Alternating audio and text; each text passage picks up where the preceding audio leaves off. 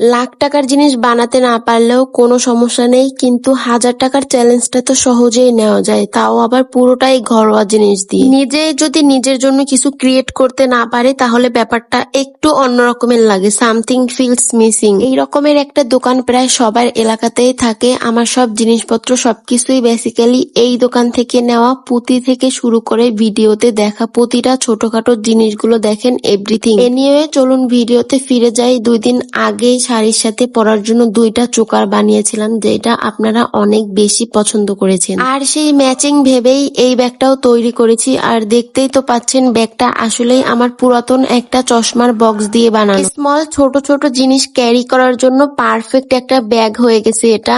আর এসব কিছুই আমার মাথায় হুটহাট আইডিয়া চলে আসে। সেদিন চোকার বানানো শেষ হতে হঠাৎ ভাবলাম এর সাথে একটা ম্যাচিং ব্যাগ বানালে কেমন হয়।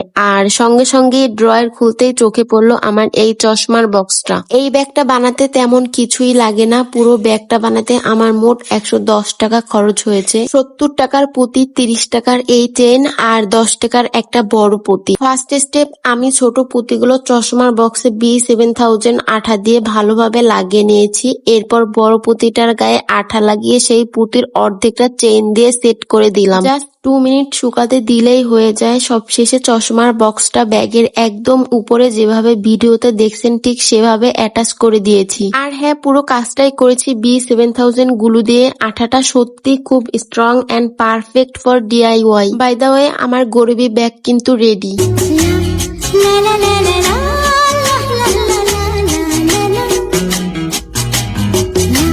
আমি তো ভাই গরিব মানুষ, তাই সব গরিবী আইডিয়া আপনাদের সঙ্গে শেয়ার করি। আর হ্যাঁ, যদি ভিডিওটা ভালো লাগে টাইমলাইনে রেখে দিয়ে আপনারাও আমার মতো একদম সস্তায় বস্তা ভরা গরিবী স্টাইল ট্রাই করতে পারেন। Because why not enjoy creativity on a budget. কম খরচে নিজের ক্রিয়েটিভিটি দেখাতে থাকেন আর গরিবী সব আইডিয়া পেতে পেজটাতে ফলো দিয়ে সাথেই থাকুন। আজকের মতো বিদায় নিচ্ছি। বাই বাই, টাটা, আল্লাহ হাফেজ। ও হ্যাঁ, ভিডিওটা কেমন লাগছে অবশ্যই কমেন্টে জানাবেন।